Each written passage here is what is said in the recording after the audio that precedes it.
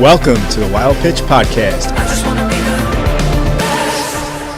All right, everybody. We're here in the Wild Pitch Podcast once again. Tonight, I'm looking forward to tonight because one of the reasons we put this together was for the kids that are aspiring baseball players, but also just to kind of educate some parents on, the best ways to get your kid in the right environment to do well. And tonight we have a good friend of mine. I know him a long time, Ed Dunn. And if you don't know Ed Dunn, you probably know his son, Justin Dunn, who was a first-round pick of the Mets a couple of years ago and has since been traded to the Mariners, which I'm sure us New Yorkers are going to regret. But I think, and Chris, you can speak to this, we're all parents as well. I think almost every dad hopes to have a child that plays a professional sport. And unfortunately, nowadays, I think there's a lot of people out there that think like they get a little too involved and feel they know what it takes to get to the next level. But I will say this, knowing Ed, Ed, we go back probably 15 years maybe. Yeah. You kind of put your son through a path to get to where he is now. And we want to talk about that extensively tonight. And we crossed paths a couple of years ago too. We were going to try to bring you on through our indoor facility we had, and I want to talk about that too because I think your model is the absolute way to go.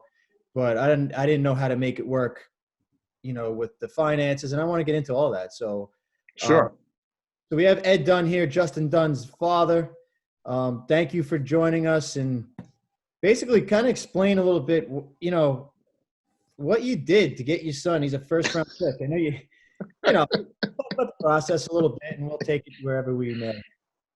Yeah, well, look, I have to start out with you saying what I did. I as all would say, I have to give praises to the man upstairs for blessing him with a lot of ability.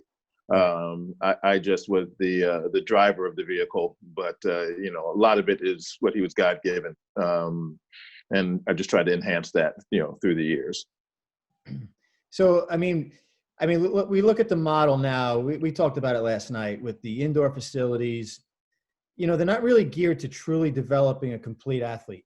And I think, excuse me, that's where, your ideas are a little more advanced to how to completely train them to get to that next level, correct? Mechanics. That to me is the biggest thing. When we started the process, well, let me run it back. I'm a baseball fanatic. I've been a baseball fan probably since the age of 12, 40-year Yankee fan, starting back in 76. You know it.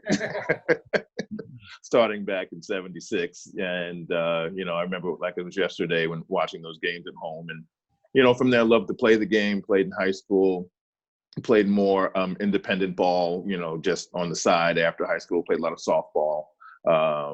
As I was younger, of course, and back in the days, we used to play every sport, depending on what the weather was, is what you played. We played baseball in the summer, played basketball in the fall, football in the wintertime, and then back to baseball in the spring into the summer again. So it's a little different now from back in the days when you used to go outside into the park and all your friends were out there and you just picked up whatever ball was in the park that you were going to play, and that's what you played that day.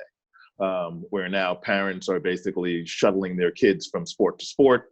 And then all with the training and everything that's involved, it's just a totally different lifestyle now for kids, I believe. So with Justin, when Justin was, I think 6 or 7, again, well, you go back before that when he was 3 or 4, it was getting the ball out and throwing it with him and rolling the ball with him and his mom rolling the ball to him and throwing the ball back. And the first Little League I took him to was the Little League in Queens called HBQVB, which was the Hollis Bel Air League.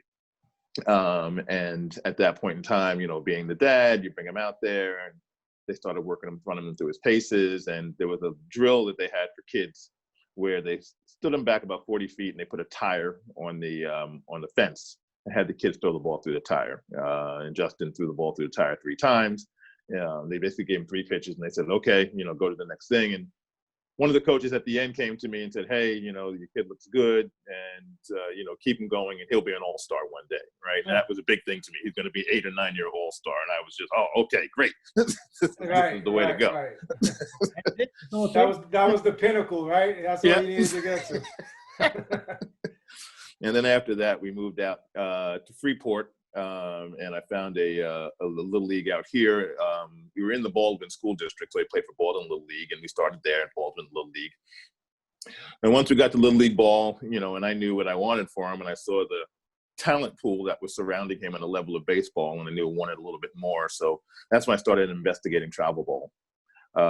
And there was a team out there called the Freeport Red Devils, which was not a Little League team. It was a travel team started by a dad who was about 2 dads that their kids played ball, and they were pretty good players, right? So I put them on that team, and we went up against a team called they're based out of Queens. I forget the name of them at this present moment, but CP Stars. Put them up against the CP Stars, and I was really impressed by the CP Stars. I said, "Okay, that's the team I want to put." That's Nelson. Nelson, that's my man. Yeah, good guy, man. He's really, really good. Yeah. And I just liked the way that they played, and then they were really serious about it. So I tried to investigate to find out where they were, and going through the internet at that time. Astoria. Right out of Astoria. And College Point. That's right. College Point Stars. His facility that he had was in Astoria. It's in Astoria, yeah. You know Gabby Martinez? I sure do, yeah. Yeah, that's my man too. Yeah. So, I came across a team called the Long Island Playmakers. And there was a coach by the name of John Passera.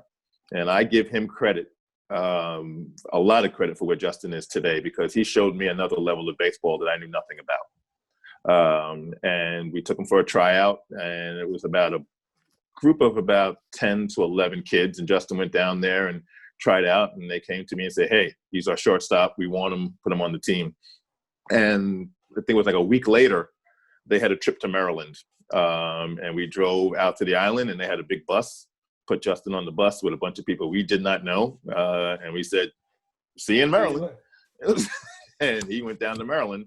And at that point in time, that was our first time off of the island. And we had went down there and made it to the championship game. And my dad, my mom drove up, and Donna and I were there. And they came to us and said, "Hey, we want Justin to pitch the final game." And we were like, "Okay." And I just went out to my normal perch in the outfield and stood out there and watched the game, smoked a lot of cigarettes as we went through the game, but we won it. And that was sort of the beginning of our travel experience. And then after that, this team, we played from playing in Maryland to going down to Florida, playing in the Disney tournament, to our ultimate goal was to going up to Cooperstown, the Dreams Park tournament. But the level of baseball that we saw when we left the island was just a totally different level of ball. Playing leading and stealing at the age of 9, playing with kids that are 9 or 10 that look like they were 12 or 15, just some big boys. But the biggest thing for me was competition, with the ability to compete. And hold on one second. Okay. At the ability for him to compete, and all these kids wanted to compete, and that's the biggest thing. I'll say that today. If there's one thing about JD, he loves to compete, and he will not back down to anyone. And that's the biggest thing I think all parents need to see is your kid willing to compete, and compete against the best? And if you have that, then you have something.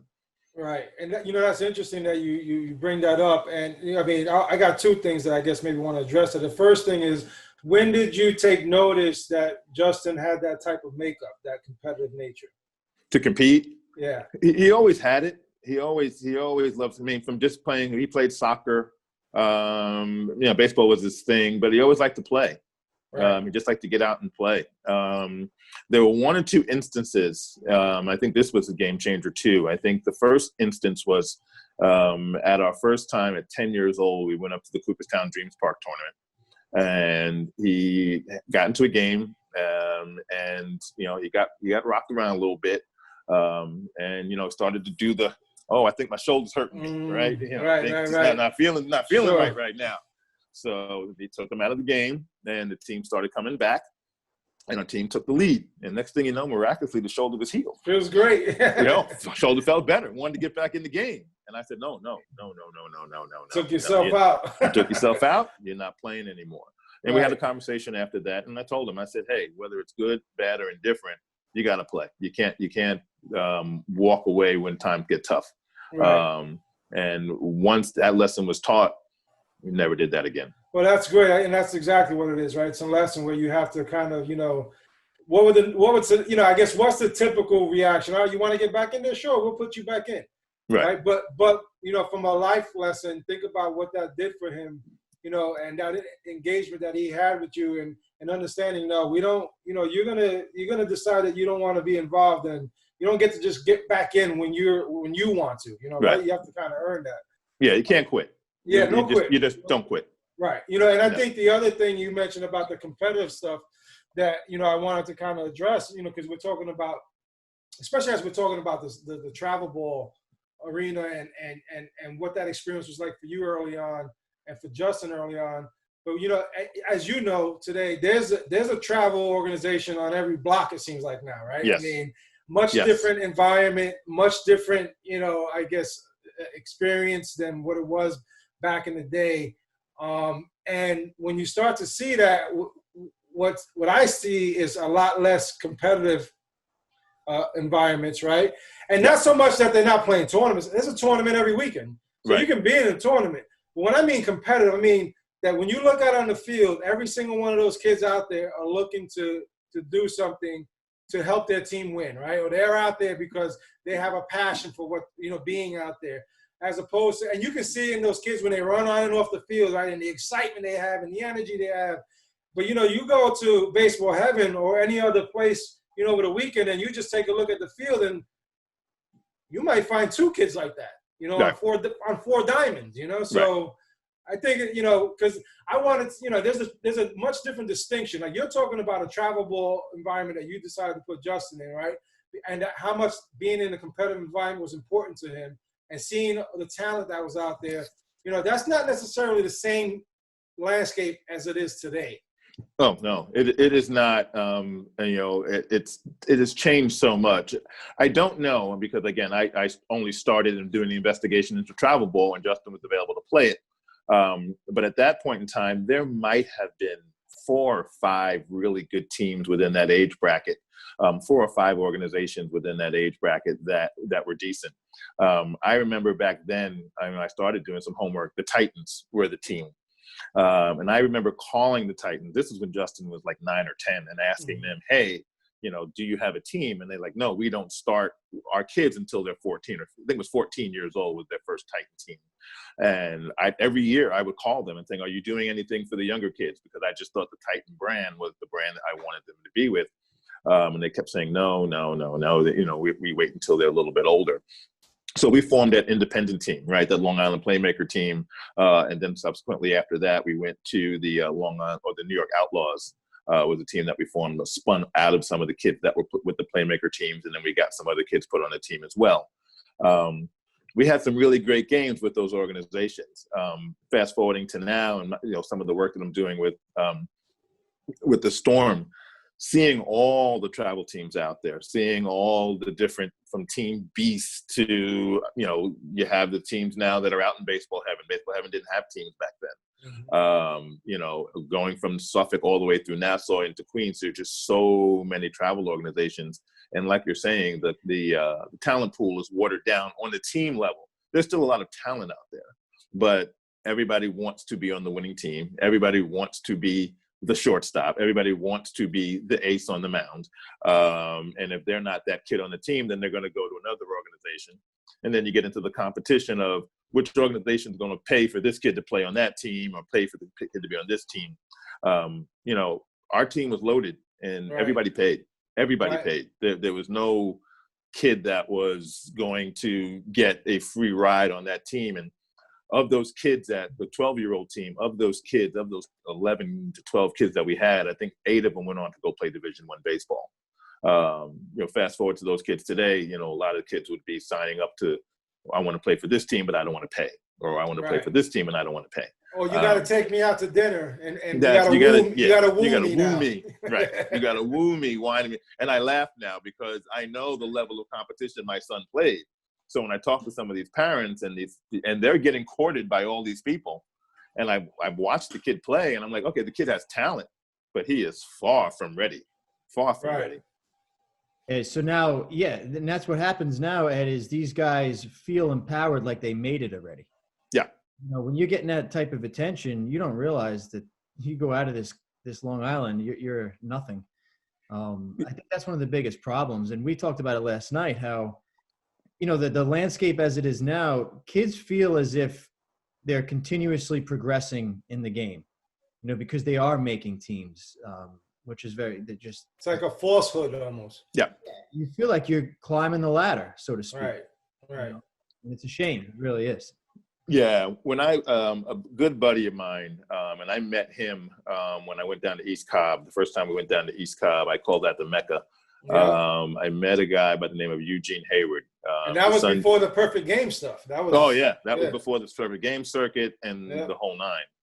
And I met a guy by the name of Eugene Hayward. His son, oldest son, is Jason Hayward. And at the time I met him at 17. His son was 17, just about to get drafted by the Braves.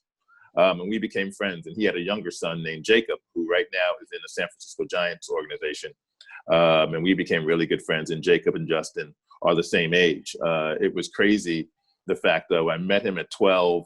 And we stayed on this circuit. He gave me so much good advice. You know, he told me about the Perfect Game circuit, and it was important to get Justin on that circuit and get to play against those players that are down there. And a lot of the kids that we saw at 14, 15, and 16 are the same kids we see now playing at the next level. Right. So Justin played against him at 12, and then later on they faced each other in some games as they got a little bit older. And then their final time that they matched up, and me and him were together, were at the Super Regionals because Jacob played for Miami and Justin was with Boston College. Wow, and they had a chance to match up. Yeah, so we're hoping that there's one more matchup. Yeah, we're hoping that there's one more matchup on the big league level. Right, that's what we're waiting for now.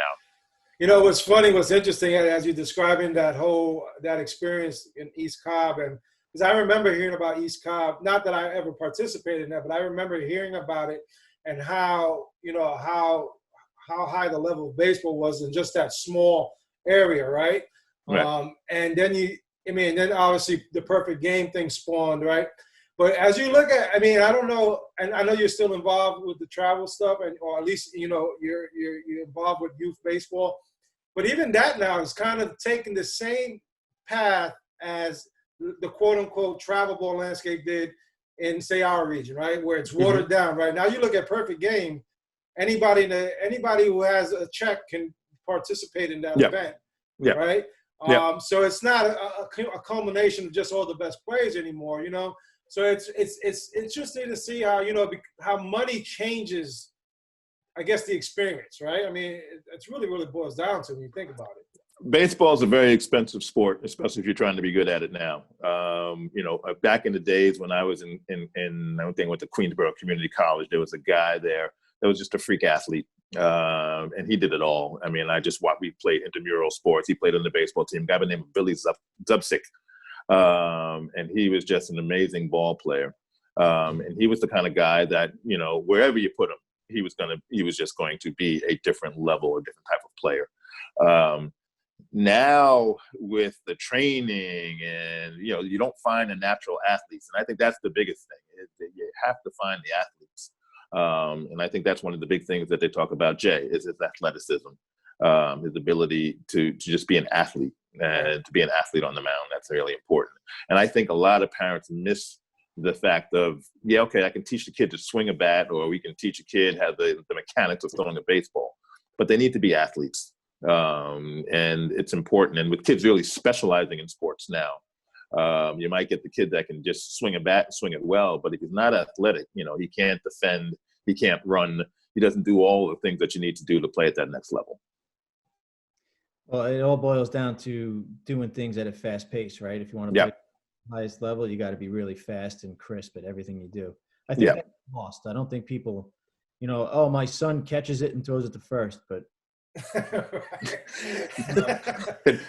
It's you kind of understand where they're coming from. He doesn't miss the ball, but well, he does everything slow though. Once that there was a young man that played with us. I will hold names to save the innocent, right? But there was a young man that played. No names. But he was he was third baseman, very good little third baseman. And he made all the plays. They call him even a vacuum at third base. But I watched him catch a ground ball. He got it done, but it didn't look right. It just didn't look right. That's why when I brought Justin to Jimmy, right, and Jimmy made some adjustments on him. I said, "Oh, okay, that's what it looks like. That's what it looks like. That's how it's supposed to look." And I kept telling the father, I was like, "Pitcher, huh? I did such a great job with him. He became a pitcher."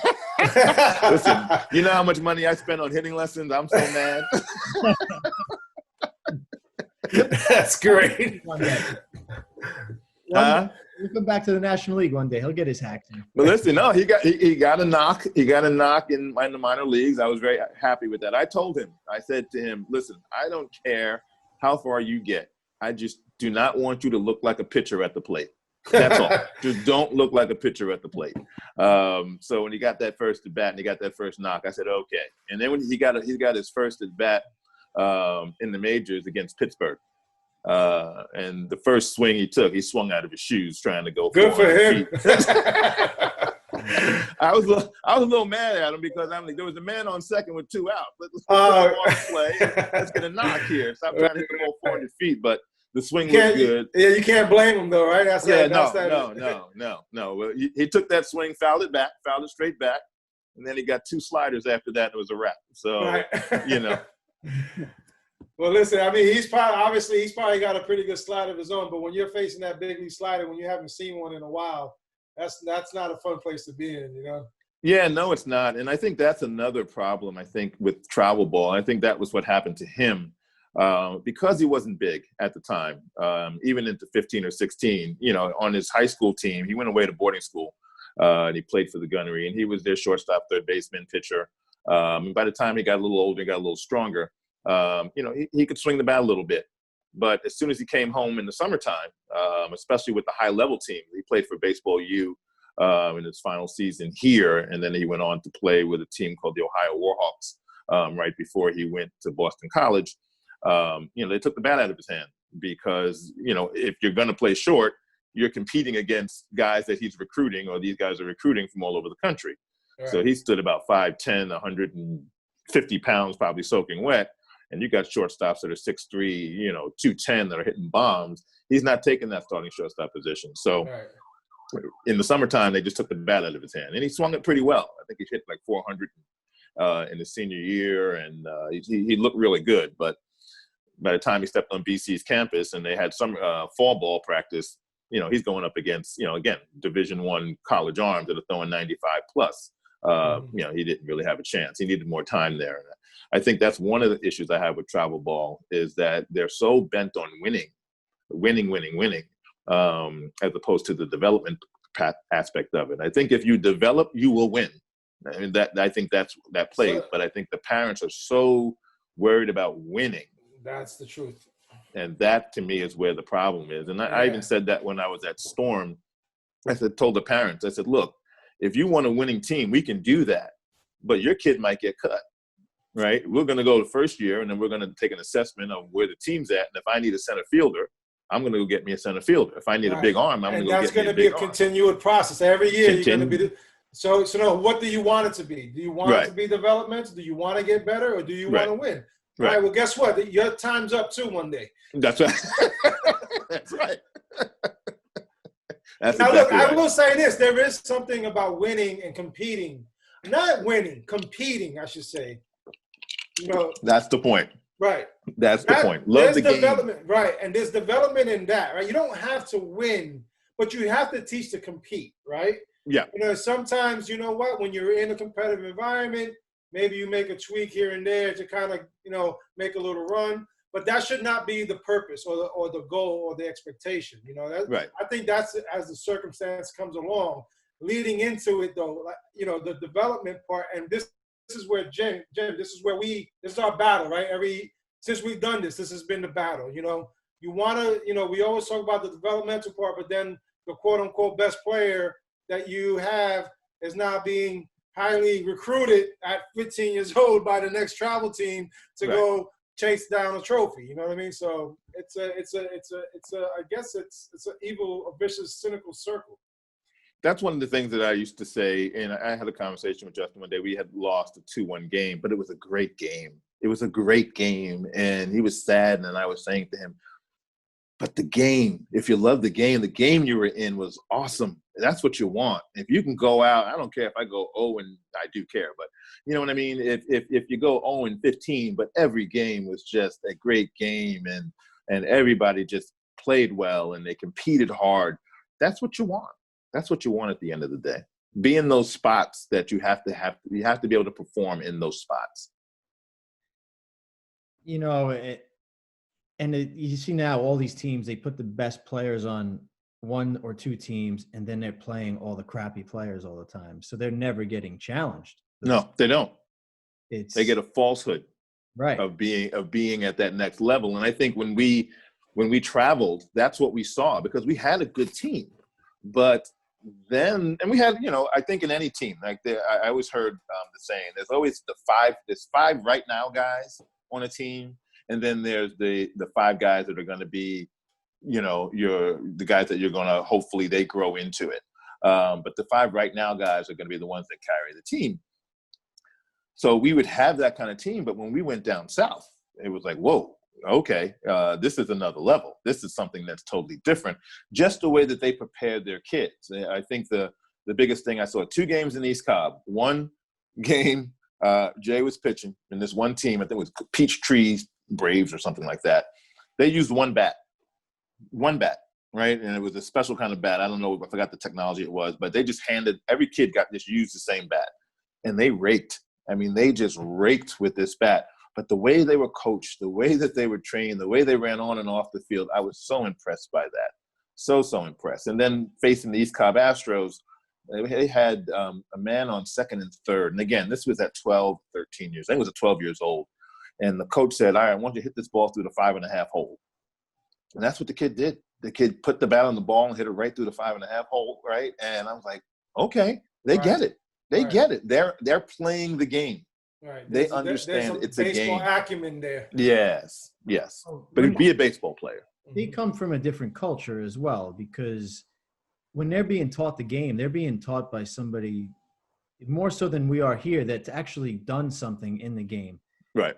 Getting that deep knowledge. Do you find that, to be the case? I mean, we're a product of your environment, right? And I grew up in Smithtown. I was around Catalinato. I was around pros. Just got lucky that I grew up.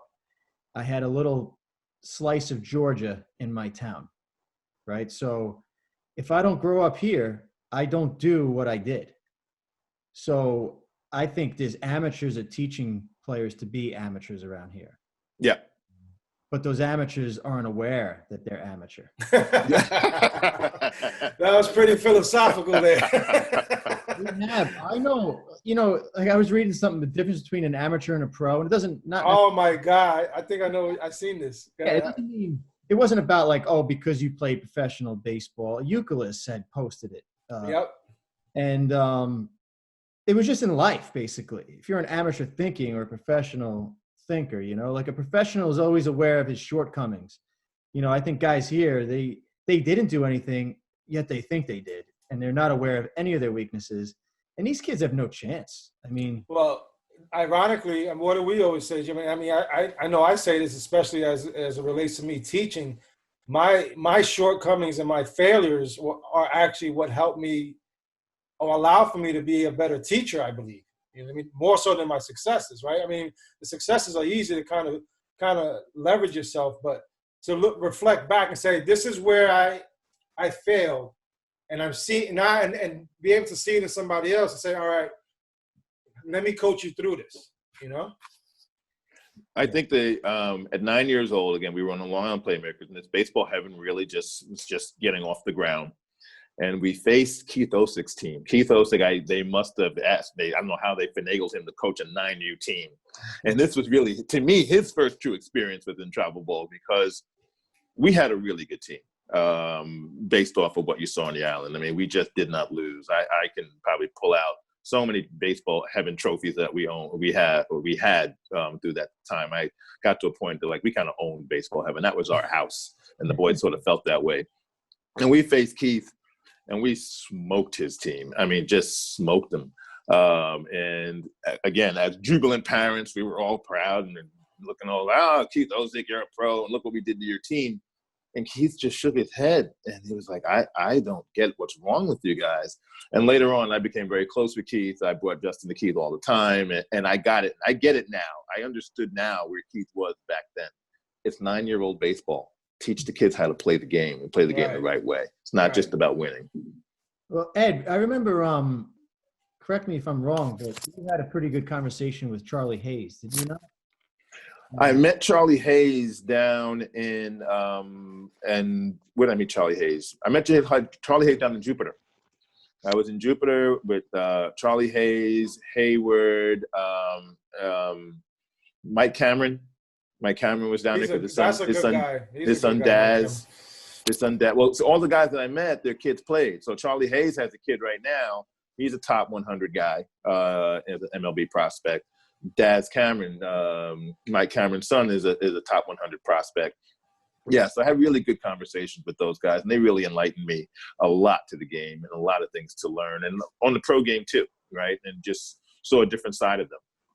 You know, I mean, he was telling you about just how much you need to practice, right?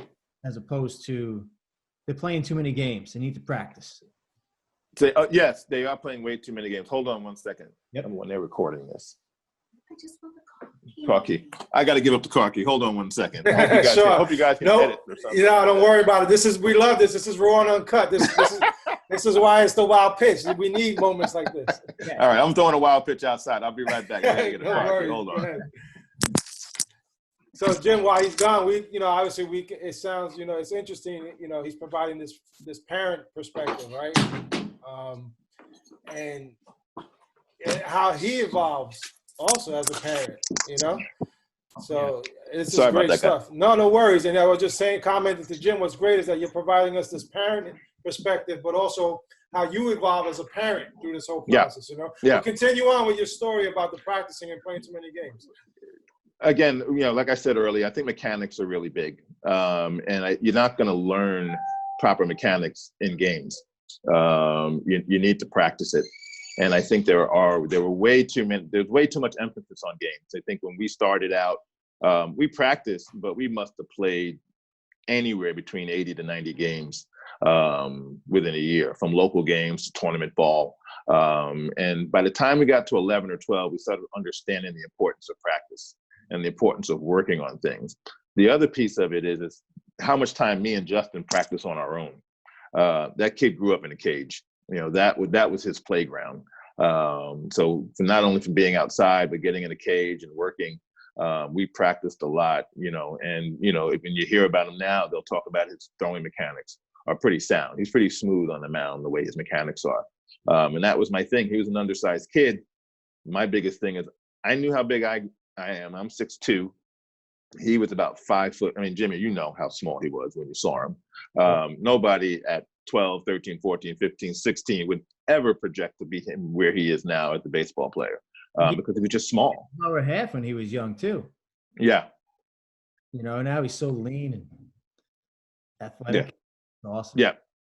So it was important for me to drill mechanics, get his swing right, get his mechanics on how he fields a ground ball correctly. I tell parents these days, and a lot of them don't understand that you can tell with 5 ground balls. You can tell with 2 swings. Coach is going to see it right away. It's not going to take too long. Right. And you have to be ready for that. A lot of times I took Justin to showcases as practice from the age of 15 or 16. They were like, why are you going to this showcase? Why are you going to that showcase? I said, because when the time comes, when it really counts, I want him used to it. I want him to understand, you got 5 ground balls, take the 5 ground balls, do what you need to do with them. Sure. When you get those 10 swings, take 10 good swings, but know what you're doing with those 10 good swings. Square balls up. When you get on the mound, understand, let it go, and see if you can command it. Well, it was more important for me. Yeah, that's a great point, because we've also preached that message about being able to perform in that environment, right? Yeah. Because you get a small window, very Yep. small window of opportunity to showcase whatever your talents you may have, whatever skill set you have, right? Like you said, the 5 ground balls, the 10 swings. If you're on the mound, you're getting 10 pitches. If you're in the outfield, you're getting 5 throws. How are you going to maximize that opportunity, right? And being prepared for it mentally is essential. But leading into that, you have to have a mindset going into that you're there to impress, that you're there to showcase yourself, that you are locked in right away. Right. And you go and you see these showcase environments, especially locally, and and we even host one for our travel organization, and we've had instances where we're prepping the kids prior to it. This is what they want to see. Yep. I mean, look, I'm only telling you because I think I know. I mean, you can look at me all cross-eyed all you want, but I've seen one or two of these things before. You know what I mean? So I'm telling you, this is what they want to see. This is what they want. This is how you want to draw attention, right? These are the things you should be focusing. All right, let's go out there. All right, now let's go do it. Right. And then all of a sudden they get out there and they freeze. Right. And you're like, hey, off the field, next guy up, because you're not going to ruin it for somebody else. And then what do you get? An email from a parent. How dare you embarrass my son? Well, I don't think I embarrassed him. What I actually did is I probably taught him something. Now he knows the next time he gets back into that environment, don't lock up and don't not be ready. How about that one? Right. It's a number. It's such a number. I didn't know it before, but it's such a numbers game. Hayward taught me when Justin went to his first national perfect game tournament down in Florida, in Fort Myers. He said, all right, when you take ground balls, Justin, throw it as hard as you can. I don't care if you throw the ball over somebody's head. I don't care where it goes. Throw the ball as hard as you can. They just want to see the velocity. What do you have in the tank when you let it go? Same thing from the outfield. We'll deal with accuracy later on. But right now they want to see arm strength. They want to see foot speed. They want to see agility. They want to see bat speed, right? Those are the things that they want to see. And parents need to understand that, right? Little Billy could be the best little league player or the best middle school or high school player. But, you got to look at who he's competing against. Right. But when you step out on the field and all you can do is run it up there at 85 miles an hour, or all you can do is run a 7.5 40, that's not going to cut it at the highest level. Right. So Ed, I want you to share with the people your thought process as, let's say you have a 14-year-old kid. And I know you're with the Storm now and you're trying to institute this. What's the perfect model that none of us are really doing out there to develop our kids? Give me that dream scenario for you and how it lays out. My dream scenario, I talked about it, right? I'm crazy. I will let you know. I'm a baseball fanatic. I'm a crazy dad, right? And I'm looking for the IMGs, right? For what I thought the IMG is, right? And I have some experience now with IMG too. But I'm looking for the place that I can drop my son off and it's soup to nuts develops them as baseball players, right? I'm looking for an environment where I walk in and I'm comfortable enough that I can leave him there or sit and watch, either one. But I know he's going to be taught the right things. And I know that when the instructors get my child or any child, they're not going to write them off right away. They're going to be like, do you want to learn? Do you want to get better? Okay, then let's go. And they handle everything from pitching to fielding to hitting. And it's just a one all-encompassing facility where, parents have to understand, especially now, if your kid's going to be a two-way guy, right? You're definitely going to have hitting lessons and pitching lessons. You're dropping at least $100, $150 a week, and you're not doing it for 6 weeks. I think a lot of parents, they come into someone like Jimmy or yourself and say, look, give me a 6-pack, right? I want to sign up for a 6-pack. And then, I want them to get them ready for Little League. And then all of a sudden they do the 6-pack, they get ready for Little League, and then they're done. And they don't see the instructor at all again for another, 6 months. 6 packs in many of their minds. Yeah, or they'll come back. He's not really hitting well. I'm like, okay, well, you haven't had him here for a while, and there's a big issue. I really like to say, or like to feel, it's all encompassing. It's not just the practice; it's also the games too. It's not just the training, the hitting lesson, the pitching lessons, the games too. This is all set up to get you ready for the next level. One of the things that I saw that's disjointed is I can take someone to take a lesson. They take a lesson, but the instructor doesn't know what's happening in the game. So it's a big disconnect. There's a big disconnect. Yeah. And I don't think, this is where I'll speak to the industry, is I don't think that there's enough commitment for the parents so that the instructors can make a commitment towards the actual training piece, right? So a lot of instructors have side gigs. Or no, the instruction is the side gig, but they need the main gig to pay the bills. Right. So there's a lot of times where instructors aren't available. If you want to do something for them on a weekly basis, there are weeks that they can't make it, or there are weeks that they're doing something else, or they have to go do this, or they have to be firemen and have their life outside, right? So I want to get with Jimmy every week, but he can't do it every week, right? Or there's nobody else. And the other thing is that everybody wants Jimmy, and you can't divide him up into 50 different spaces, right? So he only has a limited amount of time. So it's also guys that want to come in, that want to be instructors and want to learn Jimmy's way and say, look, when Jimmy's not here, you can go to PJ. If PJ's not here, you can go to this one. But there's a big drop off with regards to the instructors at a certain level. Sure. But my perfect model would be the academy model. Really build a true academy. I have a younger son now that is more of a basketball player, and I'm working on him now. And I don't find it there either, right? And it's like I want that academy. Where can I take him to that he can go to school, and then when he gets out of school, he can go somewhere for 3 or 4 hours, and they can do strength and conditioning. They can work on his shot, work on his ball handling. Same thing with baseball. Where can I take them to drop them off, and they handle everything from soup to nuts, and where the games are part of the training, right? Where we take away the want of wanting to win all the time, where the coaches are taking their teams out to say, okay, we're going to work on this today, right? Everybody, all we're doing today is hitting line drives. All we're doing today is trying to, you're going to get 3 or 4 at bats, and you're going to work on this or work on that. Pitch identification, pitch location, things like that. Right. That would be the perfect model if I could build it. And just charge a tuition fee for it, right? If you're going to spend $1 to $1.50 a month on your instructors, that's $400 a month. Right there, right? Travel teams anywhere between $2,500 to $3,500 a year, right? Not to mention what you're going to spend for if you're doing to me, what I call travel ball. A lot of parents think travel ball is just going to baseball heaven or playing in your local games here, but no, true travel ball to me is when you start leaving the state, when you start going down to Jack Cust and down to Ripken, from Ripken down to Maryland, from Maryland down to Georgia, from Georgia down to Florida. Right, and you're playing against teams from Tennessee. You're playing against teams from Florida, where they really take baseball to the next level. And don't make the excuse, well, they're in the warmer months, so they get to play all year round. That's fine. We can play here. We've proven that we can play here in the Northeast. We can compete in the Northeast. Sure. But you have to be dedicated to it. So I think that my issue with your plan all the time was I just, on Long Island, the rent is enormous, right? So to make money in that scenario, I think it costs a family a ton. Now, I know you can go up to Massachusetts to go up to like a Matt Antonelli's place or something. I think he does all that and probably looks like he's got a big field up there, big warehouse. We don't have that space. Now, you can spend $7,000 on an organization here and you have absolute clowns that, and I'm not thinking of anyone in particular, but you can have. Are you sure? no names. No names. No. You want to put, I'm thinking $7,000, let's say, all encompassing lessons, full year round. And then you're going to put 5 guys. You got your strength coach, your hitting, fielding, pitching. You're not getting. That's a bargain almost if you did it that way.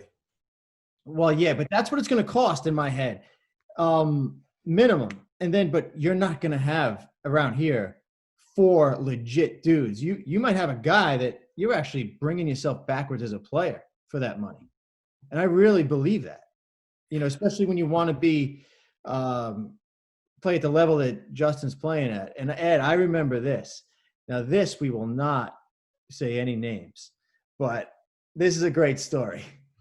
So, when I'm teaching your son back in the day how to field, I'm trying to make him a professional shortstop.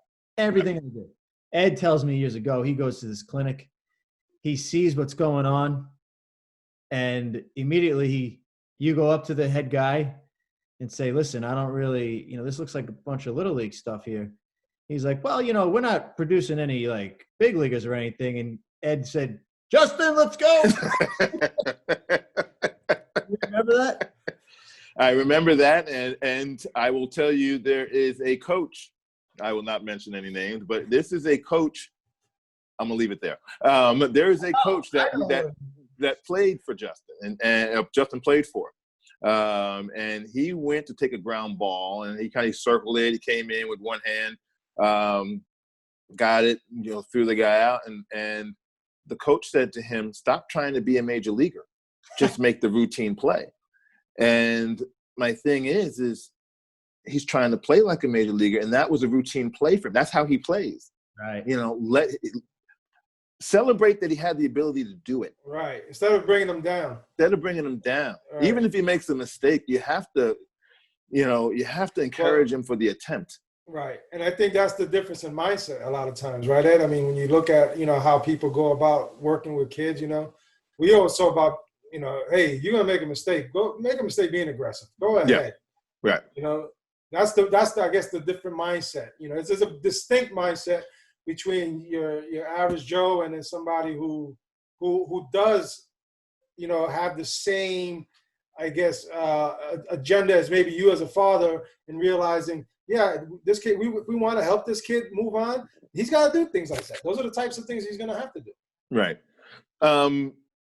Jimmy, you said there's not that many people out on the island that would probably be able to pay that kind of money or willing to commit that kind of money. And I think that's the issue.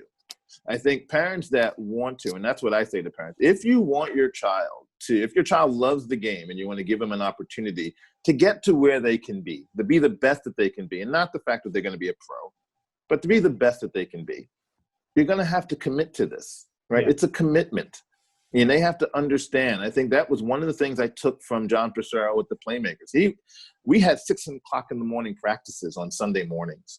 We just did some crazy things. And one of the reasons he said he did it, he wanted to see who was committed, who was going to get up and get to practice at 6 in the morning with your kid, on every Sunday throughout the winter. Who's going to bring him out to practice on Saturdays and Sundays. No one missed the tournament game. No one missed the game. No parent. There was no, I have a wedding to go to. There was no, well, we have to take vacation. No, the baseball games were your vacation. Going to Florida, going to Georgia, going to Maryland, that was the vacation. And you built those family bonds during that time, right? That's when the kids are jumping in the pool together. And it was a great experience for us to go through that process, but we were committed to it. And you made sacrifices. It was a lot of sacrifices. Trust me. Sacrifice is a foreign word nowadays, and that's the biggest word, I think. Yeah. Right.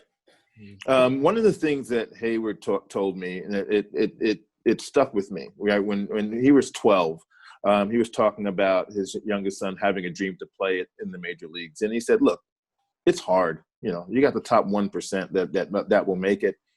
It's hard to be a lawyer. It's hard to be a doctor. Would you discourage your kid from doing that? No, you would encourage him. You would say, go do it. So why take the baseball thing away from him, right? Why take that dream away from him? Explain to them that's what you want. Then fine, you're going to have to work at it. Right. But you keep going until someone tells you can't go anymore. Right. And I think this is something you probably are very fully aware of, Ed, is that guess what? It ain't even just Georgia. It ain't even just Florida. It ain't Texas. It ain't California. There's a whole international world of kids that want to do it as well. Puerto Rico, right, Chris? Oh, yeah. Right. I mean, stop the academy. Jim, stop hating. Stop hating, Jim. There you go. The academies that are out there now for the international players, right? It's just everyone is fighting for a finite amount of spots. And that was the other piece that Hayward taught me that I taught my son. And that's what I teach these kids, or I say to the kids these days, you're not trying to compete against the kid in front of you. If your goal is to make the major leagues, right? When he got drafted by the Mets, your job is to try to go take DeGrom's job. You want to take Matz's job. You want to take Syndergaard's job. Those are the guys you want to take. And they're not trying to give it up. Right. So you're going to living too good. You kidding me? Right. You're going to have to work to get one of those spots, and that's where he's at right now. You're going to have to. You want one of those 5 rotation spots or 6 rotation spots. You're competing for it, and there are guys that are coming behind you that are competing for you. So you have to work and continue to work. You know, that's interesting. I've only seen, you know, and I'm going to tell you from my perspective, which means nothing, but I've only seen Justin twice. Once was Jim at when we were working out at what's his name, Performance Factory, with the tech program, right? And that was the first time I saw him. I've never been around him, but when there's that, you know, that old adage, real recognizes real. Mm-hmm. Right? When he walks around, you can see something in his eyes, right? Where he's kind of locked in. And he came, he's looking and he's watching that. You know, he's not engaging, he's just watching though. And you can tell he's watching with an intent. You know, what's behind that? Don't know. Maybe he's breaking it down, maybe he's, you know, he's curious, but you can see, you know, there's this narrow scope because he's locked into what he's doing, right? It's part of his you know, his I guess his makeup is part of, you know, his bread and butter. And then the other time was on, I guess it was MLB Network, where he was talking about his pitch arsenal, right? Yeah. And I thought the way how he was so focused and how he was so clear on his messaging and what it was, you know, explaining it and the details behind it. That to me was, again, just another example. When you look at a guy, you can separate those guys. They separate themselves, I should say. Yeah. You know, you know, there's something about them that comes out, you know, because it's how they're built. They're built that way, right, Jim? What we said, you got to be about that life. If you're not about that life, you're not going to make it. Right. Chris, while you were locked in on your pitching staff that day, Justin was talking to me while he was looking. He was breaking down our hitters. And I was able to go to our hitters. I told Ed this last night. I said, listen, I know I keep telling you this is your issue, right? But here's a major league pitcher. There it is. So you take 2 swings, and he told me the same issue. Are you going to listen now? I said, because that guy's trying to get you out, and this is what he's going to do to you. And then I brought over Red. I go, hey, Red, this is how you're doing this. I would do that to you. I go, you see what I'm talking about? Do you want to get to this next level or not? He's Right. like, wow, okay. And it was just awesome to see. It's a process. When Justin, he was part of a team when he was 13. It was the Boys Club academic all-star team. And it was getting boys that were inner city kids an opportunity to potentially go to boarding school. And we went to a showcase, and this is when he got the offer to go up to the gunnery where he went to high school at. And he was the smallest kid there. But one thing the coach said about him was when all the coaches were talking, he was locked in, right? And a lot of times, like I see kids at 13 or 14 that you'll talk to them and their eyes will go this way, because they just can't stay focused for any length of time. But he wanted it so badly that he was locked in on every word every coach said. And that really stood out to the coach that basically made him the offer to go to the gunnery. So, Ed, I want to hear, you know, when you're getting, Justin, he's in a cage. He's living in a cage. You're bringing him here. You're bringing him there. They're playing a tournament. Talk about his – did he love it, though? I mean, did you have to drag him around, or did he have a passion for the game? He has a passion for the – listen, I could take you up to his room right now, right? And his room is just – it's just all baseball. You know, there are many stories about him at the age of, I think, 7 or 8.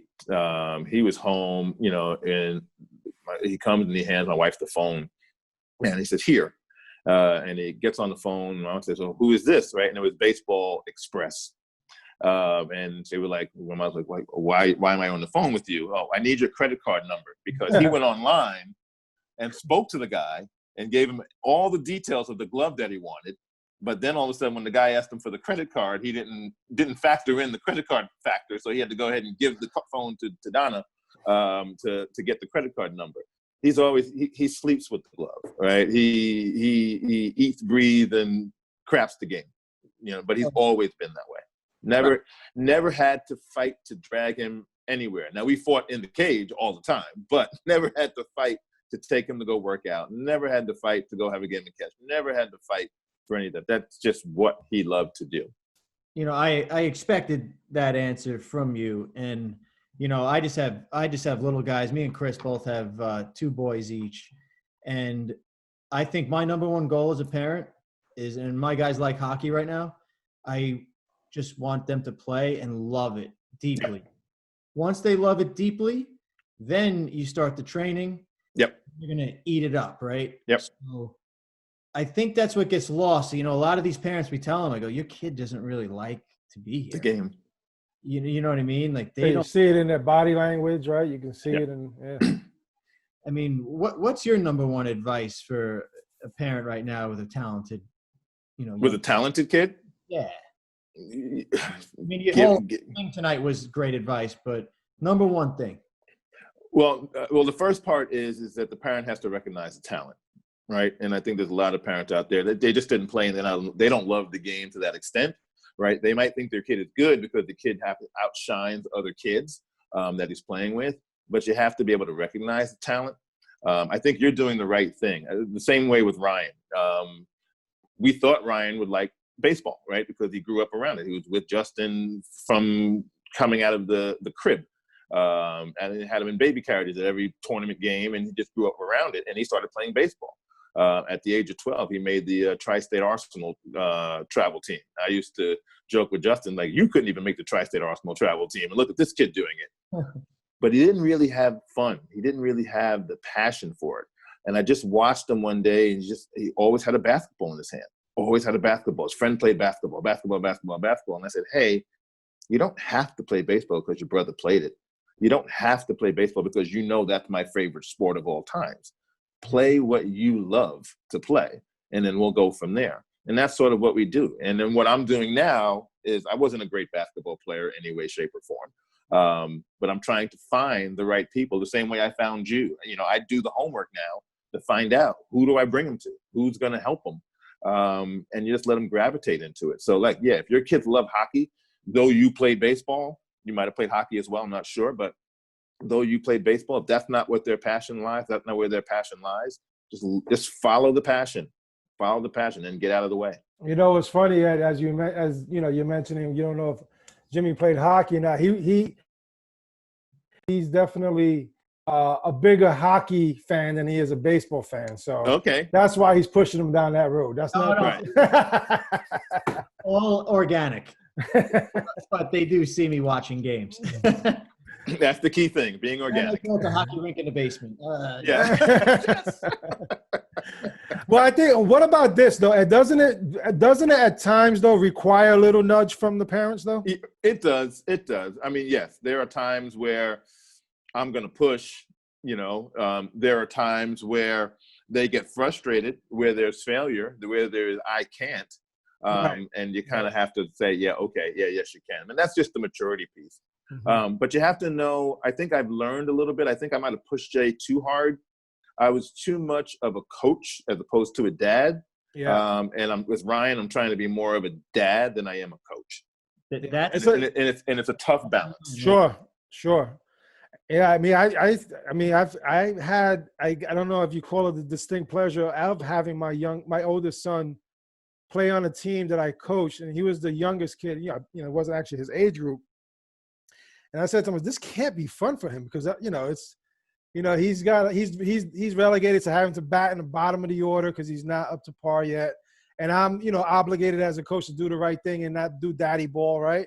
So I was like, you know what, this is not fun for him, and if it's not fun for him, it ain't fun for me. So I'm like, I'm out. I'm not coaching him. You know, I was like, it's you have to come to grips with that as well. Right. But but if he still likes the game, you're going to coach him at home, right? You're going to go out and practice with him. That's different. Yeah, that's different, sure. But come game time, again, I stopped coaching, I think, when it got to 12. We did the last travel tournament. After that, I was like, okay, let's hand him over to somebody else. Like, I didn't want to coach him anymore because I got so frustrated. There was one moment I was coaching first base, and I was working with Justin on hitting. Hitting was the thing, right? He had to be able to hit. And he kept being susceptible to a fastball up. And we worked on it. And we finally got to a point, I'm like, okay, here we go. And there was a pitch up in his eyes, and he swung at it and fouled it off. And I'm standing at first base, and I'm watching the fly ball just come right to me. And I just grabbed the fly ball in the air and slammed the ball down. Called him out because, of course, the little first baseman was going to come over to catch it. I catch it instead because I was so frustrated. Like, why are you swinging at this high pitch? But I learned. I learned, no, I can't do that. And then the other big thing for me was I used to videotape a lot. I mean, Jimmy probably remember me coming in with my little camera and videotaping and stuff like that. And I would videotape a lot of the workouts we did. And one day I listened to the videotape again after, like I wanted to watch what was going on. And I said to myself, whose annoying voice is that constantly talking to this kid on every swing? I'm like, that was me. That was me. Why? I was just driving stuff home to him. So now he gets mad at me with Ryan because he thinks I'm so lax with Ryan. Like, you used to do this to me and you used to do that to me. And this one over here, you're being so soft to him and whatever. Because I said, Justin, you were the experiment. You were the first one. I made my mistakes with you. Now this one, I'm going to, see if I can get it right. Right. You know what? He has such a awesome personality that he can take it that way and it doesn't damage the relationship and what he's trying to do, Listen, before we let you go though, one of the fun things we do here is we ask all the big leaguers their call-up story. So we want to know, Justin, how you found out from the dad perspective, all those years, all the training, all the money, the driving. Man, this is a great question. So you get the call from your son, he goes to the big leagues. So I don't know how it happened, but I want to know about it. Great question. I got the call, right? I got the call, and I was sitting down, and I was in a restaurant at the time, and I get up and walk outside, and I go, "What's up?" And he goes, "We did it." And I said, "We did what?" He goes, "We did it, right? I'm going to the bigs." I started to tear up a little bit. He was crying, right? I'm trying to hold it back. And I just basically said, all right, look, you go be with your friends, do your thing. Congratulations, I got to go. Because I didn't want to cry with him on the phone at all. Then I hung up the phone. I shed a few tears at that point in time, just to sort of, it was like a culmination of everything that he wanted, right? It was getting to that point. And then he finally made it. He finally was going to realize his dreams. So it was amazing. Where was his first game? His first big league game? Yeah. It was in Seattle. Did you get there? Yeah, we went out. They flew us out. In fact, it was on his mom's birthday. It was September 12th. Wow. So you don't know about his first outing? No, refresh. I was following at the time, but I have forgotten. I don't love you. That's fine. That's fine. Well, his first outing did not pan out to be the best thing. He went 2/3 of an inning. 5 walks. Oh my God! That's got right. 2 out. It sounds like me out there. Yeah, right. It was a big moment, right? It was a big moment. A lot of emotions going on, and the big thing I will take away from that is I was happy how he walked off the field when they let him go. He held his head up, and he trotted off the field, and he jumped over the white lines and walked into the bag. And then when I saw that, I said, "Okay, he's okay. He's okay. He'll be fine." And the next outing out, he from there on, he's done well. I can't believe that doesn't happen more with everybody first outing. Like I don't get it. It's got to be insane. It really, if you ever go out to Seattle Stadium, it's crazy out there. Number one, the bullpen where they warm up, it's like there's a bar surrounding the bullpen, so people are just standing right on top of the guys warming up. I know that. Mom is there. His coach is there. His college coach flew out from Boston. The agents were there. It was just a crazy moment. And I can't even. I told him I would have crapped my pants. There's no way I could have done it. Right. So to me, it was more the fact of you made it. And I think some of the big leaguers, once he came in, tapped him on the shoulder and they said, "Hey, number one, you're a big leaguer. They can never take that away from you now." And the second thing was, it's the same game that you've been playing all your life. So once he put that in perspective and he, was able to take a breath and stuff like that, the next 3 outings got much better. Right. Much better. And I know this spring training, he was in competition for that 5th starter role, right? Yeah, he was in competition for it. He did well. He pitched well in the spring. So we'll see what happens. I think with everything that's going on, they're going to expand the roster. So I think he's going to get an opportunity. Yeah. And then see where it goes from there, right? See how long the journey lasts. For me, now it comes down to, his desire, his will to be the best that he can be. He's made it, in my opinion. There's a lot of naysayers on the island, as you know. A lot of haters on the island, as you know. But Haters gonna hate. Haters gonna hate, right? Yeah, But at the end of the day, whether he pitches a day, 10 days, 2 years, or has a long big league career, I'm good, and he should be good. Well, right? the other message that needs to enjoy it, man. Enjoy it, because there's gonna be an end one day, and like you said, we don't know when that is for him, and we hope it's 20 years. You know what I mean? But one day will end, so you gotta enjoy it, man. The perspective I have for it now is Major League Baseball is just the highest level of travel ball. That's all it is. It's a bunch of guys that have a lot of money, they have teams, and it's the highest level of travel ball. And you've been playing travel ball all your life, so just keep playing travel ball and be one of the best travel ball players out there. That's not a bad way to simplify it. Yep, they're paying him. Beautiful. That's right. So, but Ed, you've been fantastic. We're gonna get Justin on we're gonna do a part 1 and a part 2. I got to make sure that he responds to my text when I text him tonight. You text him. He got you. Yeah, I know he's the best. But thank you for the insight. I think is something we'll bring you on again down the road, especially as hopefully you get this academy set up. Yeah. Well, we'll see. Again, right now I'm gearing more towards basketball. Right, that needs to be my focus. Oh yeah, NBA. Now you got to get a kid to the NBA. Listen, and it's a much harder road. I told him that. It's a much harder road. Much harder. There's only road. 2 rounds. Only 2 rounds, and there's a lot of competition that's out there. But again, he has God-given talent, right? What he does, and I could not have done anything he's doing right now. I'm very impressed with where he's at. He's playing at Lou High, getting ready to go into his senior season. He's still growing, still has a lot of weight to put on.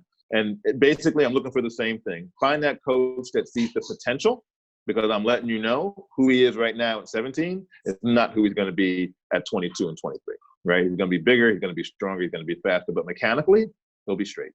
Well, listen, again, one more thing, because it just came to my mind, and I talked to Chris about you today, and it pertains to my brother and I too, that, and Justin as well, obviously, that's why I'm bringing it up, is that you train for years, and you're just working on your craft, and all of a sudden you explode onto the scene when it really matters. Right. And I know that's what happened with myself. The little guy, but had good skill. Although Chris says not in 8th grade, he saw my video. But all of a sudden, where'd this kid come from? Well, he was working for 10 years, and didn't have the game production yet, and your kids are the same way, and I think that's your philosophy. You take the takeaway from all of this tonight. Right. Yeah. You don't want to be the star at 16. You don't want to be the dude at 12. Right. You don't want to be that guy, because if you're the dude at 12, you got a long time at the top to stay on the top. Right. And those kids that are dudes at 12, they have a hard time with failure when failure finally hits. It's not even their fault. There's nothing. It's like human behavior. It's a horrible place to be in too soon, to be at the top. Right. So take your time. I say this now with Ryan. Enjoy the process. Embrace the process. Embrace the journey. Right. Enjoy the small steps. And as you watch, as we go through it, right? Yeah, they're going to be guys. There were many showcases we were at that there was a lot of dudes that were there that thought that their kids were going to be the next, Bryce Harper or the next Mike Trout. And those kids were really good, right? And they could look at my son and go, who's that little kid? Look at him now. That's who that little kid was. And we can't wait to catch up with him. Yeah. In a couple days. So. So he's out in Arizona playing golf. So, he's waiting for things to get up. So I would recommend calling him now, because we're not doing too much. All right. No, we will. Okay.